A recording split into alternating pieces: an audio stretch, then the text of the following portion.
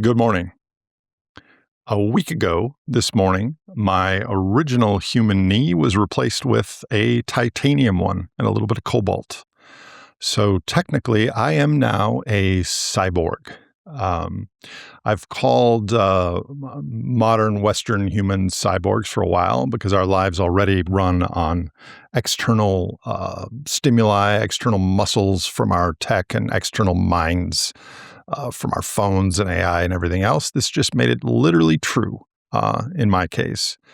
A week out, things are going well, and I just wanted to offer some brief wide boundary reflections from the opiate-induced recovery and spaciousness of the last 7 days. First of all, oh my gosh, I have a body was a big reflection. I think, as I mentioned in the last, frankly, we take our bodies for granted. I will no longer do that. On day 3, I got out of bed, stood up, and there was a lightning strike of pain in my leg. And it just hyper-focused my attention to my physical body. And there are so many of us, so many people that I personally know, I can't speak for you, the viewers, following the more than human predicament that are very much in their minds. And this was a hella powerful reminder for me to reside in my body first, and the mind is an extrapolation of that. Much appreciation for this now 99.5% original Homo sapiens physical body. The other reflection I'd like to share is the spaciousness that this week has provided. I had no calls scheduled for the first time in 5 years. Even when I'm on vacation, I have calls scheduled. So I did something that I have not done in 25 years. I read 2 books this week, not finished with both, but mostly finished. I read the J.R.R. Tolkien, Lord of the Rings, The Fellowship of the Ring, the first book, in large print, because it was a return gift from my father, who I bought it for. Dad, you're probably watching. Love you, and thanks for watching every one of these episodes. The second book was Paul Kingsnorth's Against the Machine on the Unmaking of Humanity. These were books I wanted to read, and I didn't realize how linked they would be in spirit and in wide boundary implications. Paul, who was the co-founder of the Dark Mountain Project and is a poet, such a beautiful writer. I hope all of you can read this important book. He writes about the machine as a civilizational force that turns creatures into components.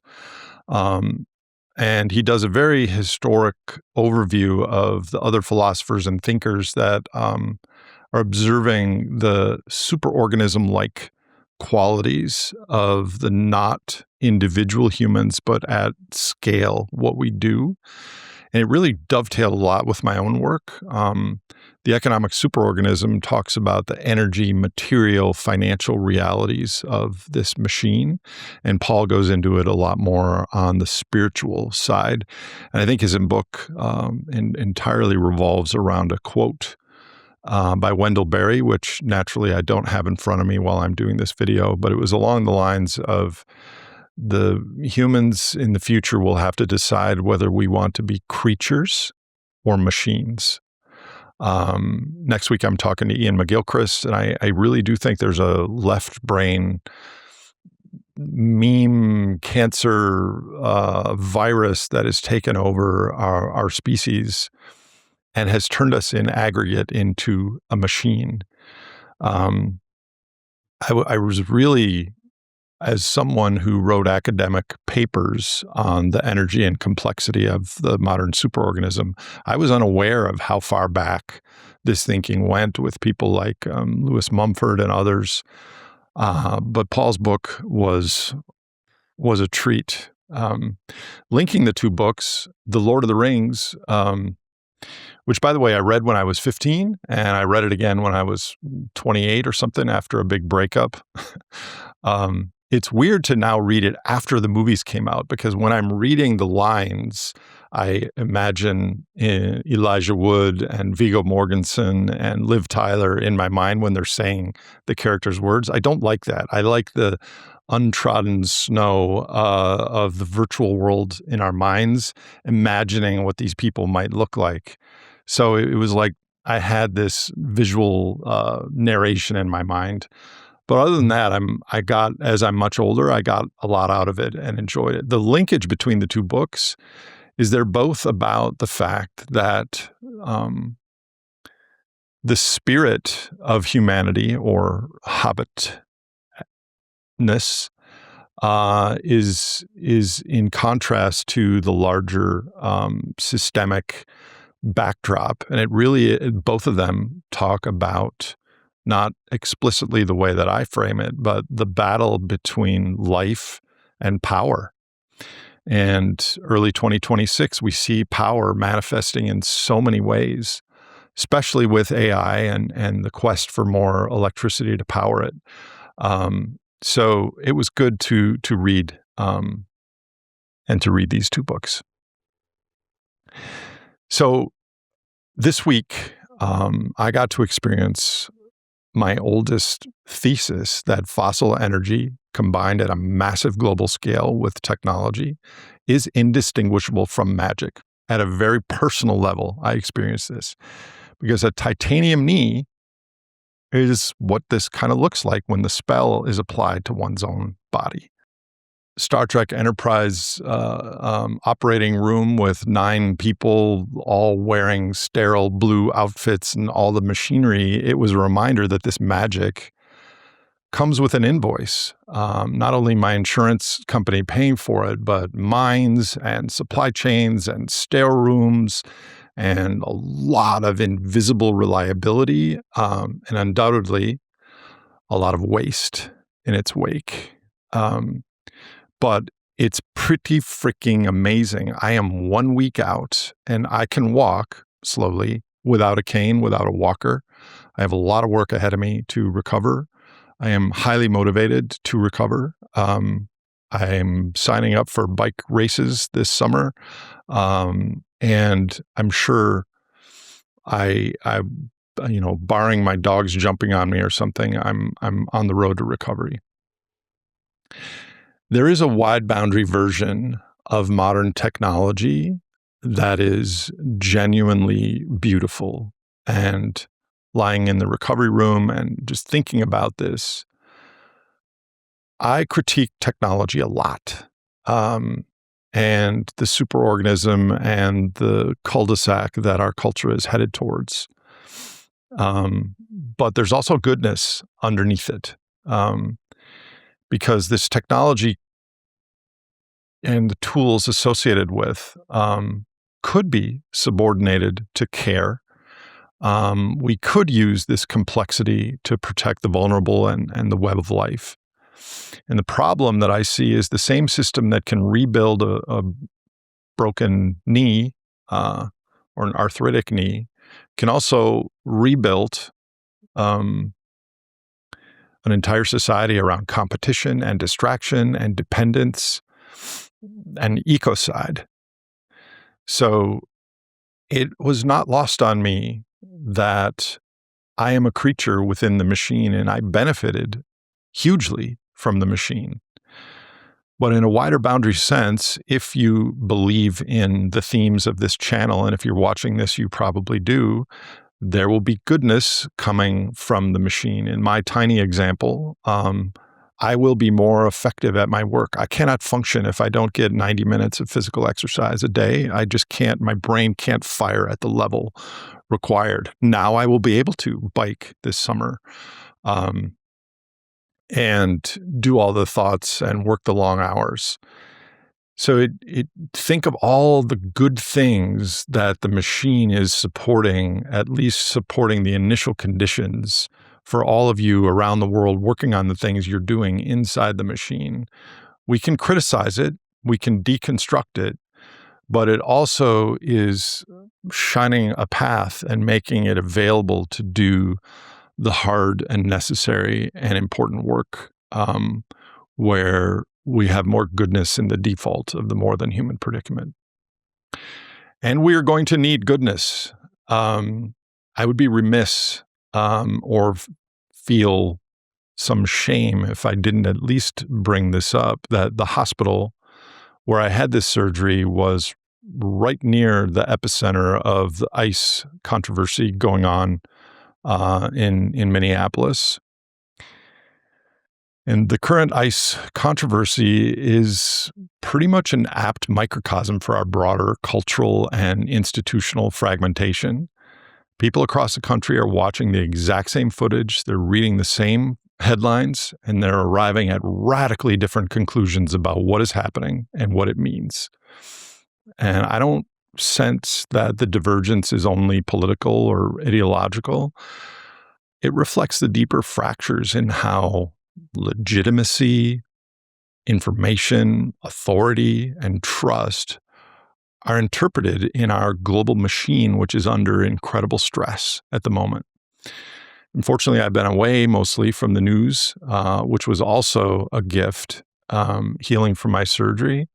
But the immediate thing that shouted loudly to me, even with a cursory look at the headlines of this situation, is as we move into energy, credit, complexity, and governance speed bumps in the coming decade, the gradient between federal power and state and local responses is steepening and unfortunately is unlikely to lessen. And history suggests that when systems are stressed, power ultimately consolidates somewhere. And the open question that came unbidden in an opiate haze on Friday or Saturday morning was where? Where is power going to consolidate in the United States? What does our future look like if authority remains primarily centralized at the federal level?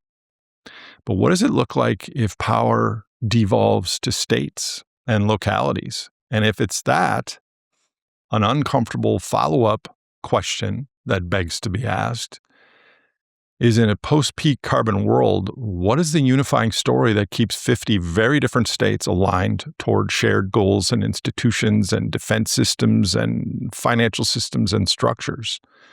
And I've long thought that bioregionalism could be one possible answer, or at least one worth serious consideration. And I expect this sounds fringe today, but given the direction of the constraints unfolding in our world and the story that I've been researching and sharing for years, I don't think it's going to continue to be fringe. Okay, moving to the core reason why I chose to record a Frankly in the midst of my rehabilitation. Well, my much of my life is rehabilitation. In the midst of my recovery, I am a creature, now I guess technically part cyborg, that is living inside a machine, a global economic superorganism. I think my job is to actively, purposefully remain a creature in Wendell Berry's sense, even as I benefit from the machine. And those of you that have watched my presentations over the years know that one of the recommendations I give near the end is to distinguish between conditional goals and unconditional goals. Conditional goals are things that might be disrupted if something happens in Venezuela or Davos or Greenland or a different politician or financial event happens in the world. Unconditional goals are things you control yourself. No matter what happens in the broader world, it's something that you are responsible, you have agency over, you control. So with clarity and resolve, I'm going to set a few creature commitments for the next phase of my life. Some of them are pretty basic that I'm already doing, just more committed, walking outside every day, spending time in nature, fewer screens in the evening, more physical boredom might be a good one. I'm pausing here because I'm nervous about what I'm about to say, because if you make a commitment, there's a bug on my microphone. If you make a commitment to yourself, it's not as high stakes as if you make it to tens of thousands of other people. But that even makes it more resolve and more likely to happen. I am committing because, other than biking 150 miles a week in the summer and late spring and early autumn, and digging potatoes and chopping and stacking firewood, I've never lifted weights in my life. Well, I have probably 20 times, where I start for a week or two and then give up. I am committing. This creature, this body is committing to lifting weights 3 days a week going forward, full stop. So many people have said that at my age, this is essential to maintain strength and flexibility and metabolism. And I know I will be better. The work will be better.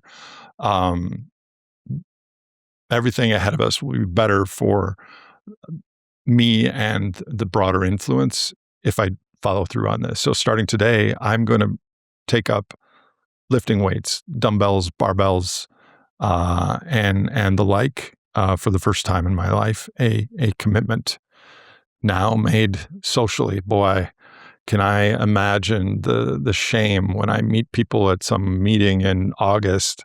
Nate, I remember that frankly back in January. Dude, you still look like the Stay Puft Marshmallow Man. Well, and a line in the sand because of the knee surgery. I want my default state to be inhabiting my body, not escaping it. I'll close here with a famous quote, which in my opinion is, in a wide boundary sense, a gift of goodness with a time delay from the much smaller, less global superorganism of the 1940s when J.R.R. Tolkien was writing The Fellowship of the Ring. I wish it need not happened in my time, said Frodo. And Gandalf answers in the only way that Gandalf can. So do I, and so do all who live to see such times. But that is not for them to decide. All that we have to decide is what to do with the time that is given us. 2026, I suspect, is a year when decades may happen within weeks.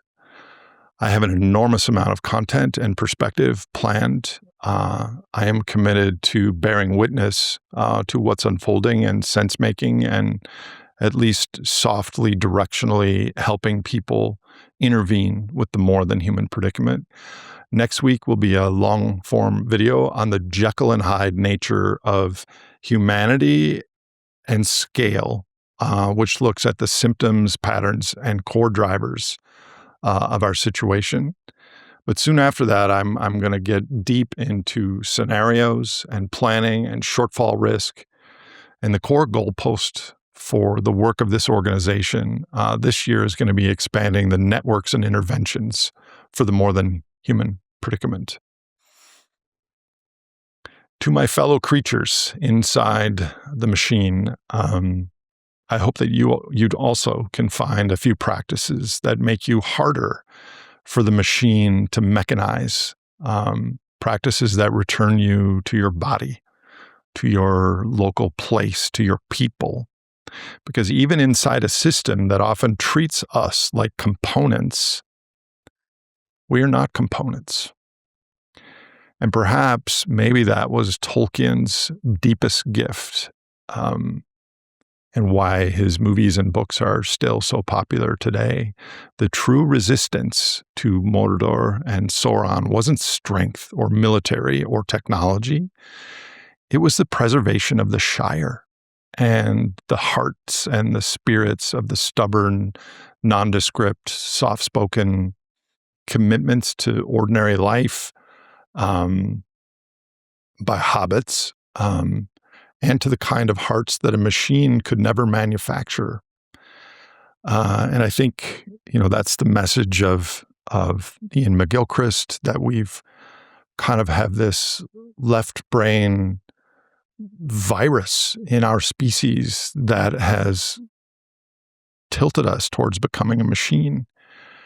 And this is a species level rite of passage. And I know there are many creatures out there who recognize the importance of being a creature, not a machine. And I'm happy to be sharing this time on this spinning blue-green earth with those of you paying attention to this story. I will see you next week. Thank you.